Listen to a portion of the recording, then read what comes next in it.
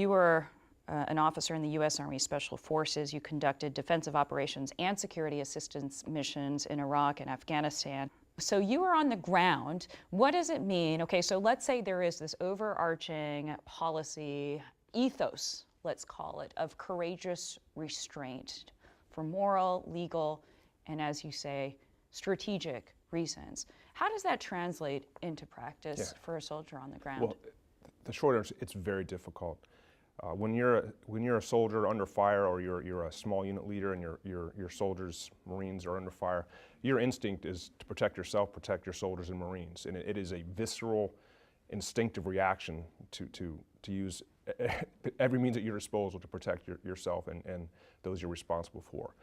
So to instill the sense of discipline and recognition that exercising restraint may in fact be the only way to achieve tactical, operational, even strategic success, it's hard, and it takes training, it takes discipline, it takes leadership, and then again, as a leader, you don't want to deny your subordinates the ability to protect themselves, but drawing that line between employing force appropriately versus where you should exercise restraint, it's a fine line. It's not clear cut, so it's really hard to know when, okay, I can call in an airstrike, it's reached that threshold, versus, wow, that airstrike may create civilian casualties, and I may want to try a different technique. I don't want to get too into the weeds, but just for the clarity of our audience, is airstrikes and what's called close air support in military lingo is actually a really important component of this. And we hear about that happening for special forces in Afghanistan, and even today, special forces that are based in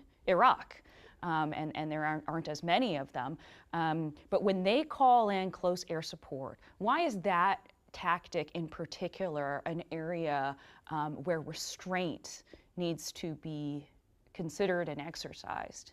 Encouragingly, the weapons we use today are much more accurate and precise than in previous decades. So we are able to precisely guide much of our munitions in.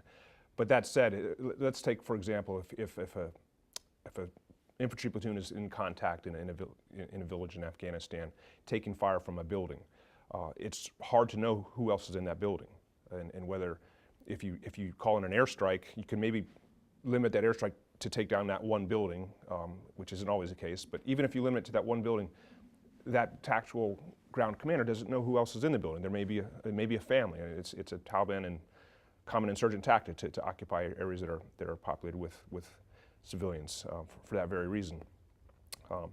So if you're that ground commander saying, do I call an airstrike and bring the building? Well, that's gonna have the least risk to your soldiers. Right. So that seems like the attractive option. It's strictly that private who's getting shot at says, call in the airstrike. But what if there are children in the building? Right, and if they are, what does that mean if we kill civilians? What does that mean for our future of our operations? If we were going to operate in this area, you kill that child, you've alienated an entire family, entire village for quite some time, and it may tip them to the side of supporting the insurgents, or at a minimum not supporting you with information. So, back to your question, is the airstrike the right option?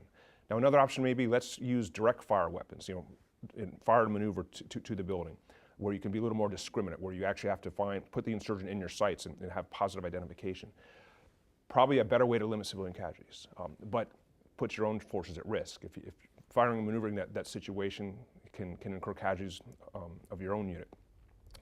Or you could just walk away. So of those three options, hard to know what the right option is. It's situation dependent, but that young leader on the ground has to make that decision in the heat of battle, where his soldiers may be dying or put at risk. He or she may know that the costs of a civilian casualty could really be high in the long run. So it's very hard. And what we're asking those young leaders the decisions to make is incredibly difficult. Yeah. So do you call in an airstrike? Do you fire maneuver, or do you walk away? Situation dependent, but what we hope, at least this is what I hope comes through in this research, is that there's an awareness communicated from the leadership that there is a cost to civilian casualties, and you have to weigh that cost with the situation at hand. It doesn't mean you tie your hands and accept casualties and don't fight back. It just means you need to be cognizant that there is a risk and a cost involved with civilian casualties in this type of conflict.